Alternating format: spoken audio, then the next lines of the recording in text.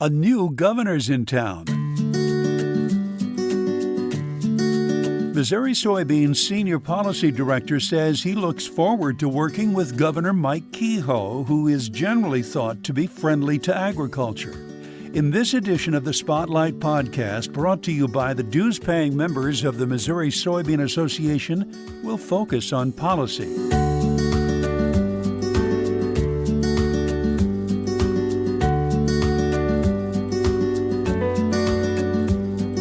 There is a change in administration in the Missouri Governor's office. In this special edition of the Spotlight Podcast, we talk to Casey Wasser, the Senior Policy Director and Chief Operating Officer for the Missouri Soybean Association. Among other things, we're discussing what that administration change means to agriculture and to the state's farmers. The incoming Governor, Mike Kehoe, he's a first-generation farmer. He's someone that has seen the struggles of what it means to have to buy the land, the very capital-intensive nature of agriculture, the struggles of the day-in and day-out fight of agriculture. And so he's going to build in his platform, and I think his State of the State address is going to probably highlight some of this, just the need to continue to bolster the number one industry in the state. He's keeping several of the Parson appointees, including Chris Chin. So we'll have some continuity in the Department of Agriculture.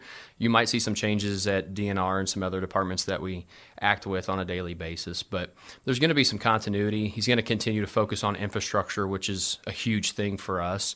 And then I think you're going to see some other battles come out, specifically on water. We've had some conversations with the incoming governor, and we can't agree with him enough that Missouri's water resources are something that we need to make sure we are protecting, we're analyzing, we're evaluating. And so we're going to have some shared synergies with the governor when he comes in, and some of those priorities are going to match the association's priorities this coming session. During this session, do you expect the focus on agriculture to remain constant because of the outgoing farmer administration and the incoming farm-oriented, agriculture-oriented administration? I absolutely do. You know, Governor Parson has done many good things for agriculture in his 6+ years as governor, or his time as a senator as well. So I think that you're going to see some of those trends continue. I do think that you're going to see some refreshed trends with the governor coming in, specifically when it comes to maybe some additional infrastructure ideas and the water resources. And then, of course, the one thing I think is going to be tougher for Governor Kehoe than Governor Parson is going to be the budget issues. We saw a lot of COVID money come in that provided some ability for the governor and the legislature to directly appropriate some funds for some major construction projects. I-70, I-44, they just completed the Roachport Bridge. Governor Parson had a lot of priorities in our rural bridges, and something that, of course, incoming Governor Kehoe previously sat on the Highway Commission, understands the need to fund our infrastructure and what our infrastructure means to our number one industry, which is agriculture. So you're going to see some continued trends, but if I know anything about Mike Kehoe, he has some large undertakings that he wants to do on public safety. He has some things he wants to do around some tax cuts, and then, of course, agriculture. So I know that crime's going to be his number one priority, but, of course, his passion is agriculture, and you're going to see that remain at the top of the list. What has that meant specifically to soybean growers that we have had to this point, the lieutenant governor and governor, both heavily involved in agriculture? What does that mean to farmers, to the constituents? It means a lot. So I live in Montauk County. It's a small rural county, and it's very heavy when it comes to livestock production. And it's, you know, when I'm at the coffee shop or something, people know who the governor is, and they know they have a farmer friend in the governor's office. And I think it gives them a little bit of calmness. They're not so worried about being attacked on a state level when it comes to regulation. And they always ask me, what are they specifically working on? What are those items? And when you look at some of your ultra-conservative individuals that have been against things like the gas tax, when you think about how important infrastructure is to the agricultural community, and especially soybeans, right? We talk about all the time about how soy is the number one exported crop, whether it's rail or it's road or it's the rivers. All of those play into the price that our farmers receive at the elevator.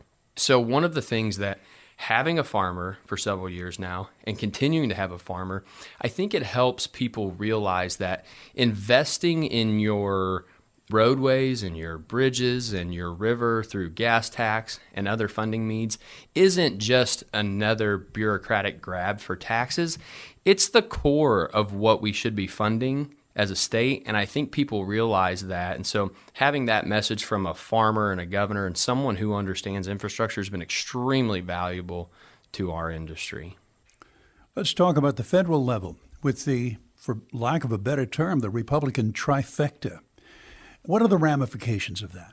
Yeah, so I will say that Missouri is blessed to have a significant amount of influence in a Republican trifecta. You look at Congressman Jason Smith, who is going to be chair of one of the, if not the most powerful committee in Washington, D.C., which is the House Ways and Means Committee.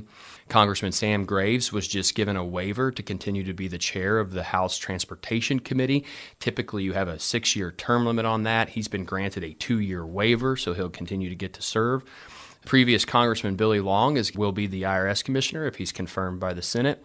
And then, of course, we have Senator Josh Hawley and Senator Eric Schmitt. Especially Schmitt, as of late, has very close relationships with the incoming Trump administration. So first and foremost, I think Missouri is going to have a great opportunity to be able to really leverage its interests among national politics and policy setting moving forward.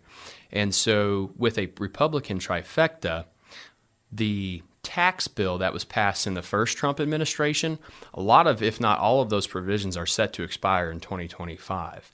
Some of those provisions, including the 199 deductions and other things, are extremely important to farmers. With a Republican trifecta, we'll be able to likely, I feel very confident with a Republican trifecta, be able to renew a lot of those expiring tax provisions that were going to be set to expire. We're also we're in a pivotal point where it comes to biofuels policy. We look at biofuel policy as a policy as something that continued to support our energy independence and our national security. In the previous administration, it was more about carbon scoring and reducing carbon.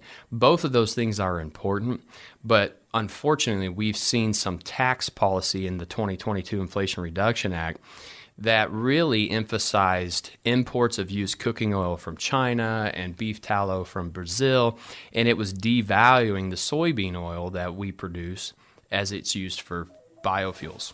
As we look at biofuels policy moving forward with the Republican trifecta, we're going to have some wins and we're going to have some struggles.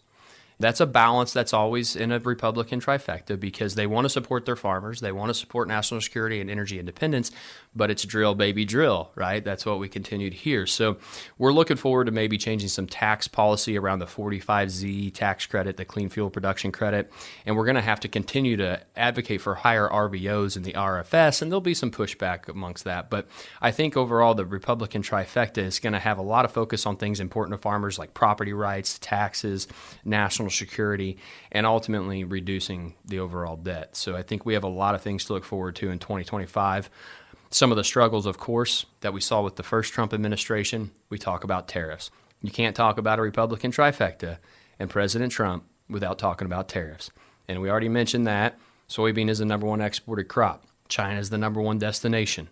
So how is that going to impact us? I will say, in the first administration when it comes to tariffs, July 6th of 2018, that's when President Trump used Section 301 to put in the 25% tariff on steel and the other products that were coming in, and China immediately retaliated with a 25% tariff on U.S. soy that is still in place today. But that administration, and I will give a shout out to a Missourian named Richard Fordyce, who was the administrator of RMA under President Trump, they worked extremely hard to use their authority in the Credit Commodity Corporation to find ways to make sure that farmers were not going to go bankrupt off of decisions made by the government. We used programs like market facilitation, and there were other programs that helped sustain this sort of disastrous economic time as we were having this tariff battle with some of these countries. So I think that as we move forward, as we talk about tariffs, I think that President Trump and his administration will continue to find ways to make sure that farmers can continue to feed and fuel the world. What fundamental differences do you see between the first Trump administration and the second?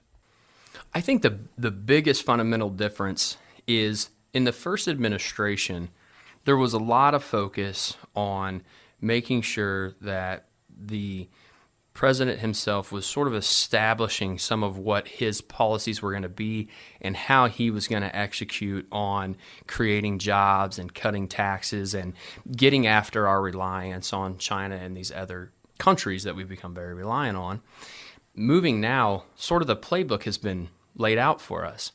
And we're talking about not getting enough votes to pass a tax cut. We're talking about a Republican trifecta that's just going to simply renew a previous tax cut. We know that there's going to be tariffs implemented. Now you have things like DOGE, which is the Department of Government Efficiency. The one big difference I see moving forward is sort of those critical Republican staple issues like tax cuts and other things, military funding. Those were established. The playbook has been laid out. I think there's a lot of individuals that are nervous about what does something like DOGE, the Department of Government Efficiency, how does that impact farmers? You got to look at a farm bill, and you look at how much a farm bill costs. While the farm portion of the farm bill is extremely small in the overall pie, how are all these things going to intersect? The first Trump administration did implement a farm bill. It was not effective farm bill, unfortunately, that Congress sent to him. So we're very hopeful that this next one we can kind of learn from. But I think the big difference is going to be you're going to see some massive reforms, some massive, I don't want to say spilling of the tea as the younger generation would see, but there's going to be just a lot of rhetoric and a lot of information perhaps that has been kept quiet coming to light. And I don't know how that's going to cloud 4 years of us really needing to get down to the brass tacks of reducing our deficit and cutting taxes and making sure that we are energy independent. I don't know how those things are going to work. I don't feel like we had that same sort of Elon Musk cloud of DOGE and government efficiency and these things. We didn't have that in the first administration. And I really feel, and I think most Americans feel, like we made some substantial progress in certain areas. I'm a little worried that this new administration, while we have the playbook, we know what it's going to look like as far as tariffs and hopefully cutting taxes and those sort of things. What is this larger issue of government efficiency and reducing the debt and sort of letting these large players into the cabinet? What does that look like? I think that's still very uncertain for some of us. Is there anything I left out that you'd like to add? I just want to mention on a state policy level, there's an issue that unfortunately got very confused last session.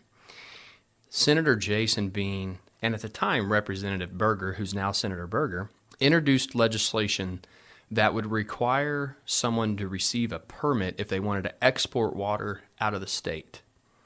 It's something that all ag groups feel very passionate about, and as I travel the state and talk to different reps and senators, there's obvious confusion in their minds. I want all of our listeners to know that right now, Missouri is a riparian rights state, and that's the way we want to keep it. Riparian rights means that Casey Wasser or Tom Stever, we get access to the water that is on our property or runs adjacent to it. So if I want to use the water that's below my farm to irrigate my crops, I have the right to do so. We want to maintain that. The problem is, or not necessarily a problem, but something that we're afforded, Missouri's home to 500 trillion gallons of subsurface water. That's a lot of water. The problem is you see states like Texas, and of course you go out west, they're struggling to find water resources. Texas already had a battle with Oklahoma where they wanted to take some water out of Oklahoma and use it to expand some of the municipalities, and they were going to use that water to provide drinking water to the growing population in Texas.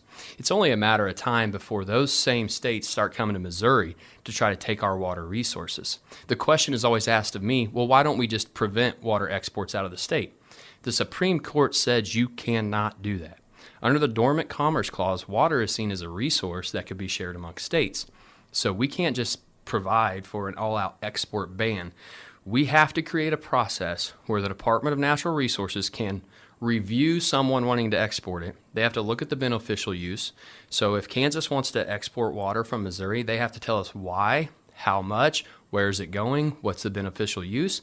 And then the Department of DNR can say, well, this is the need for Missouri, or your export's going to have harm on the water that's available to Missourians.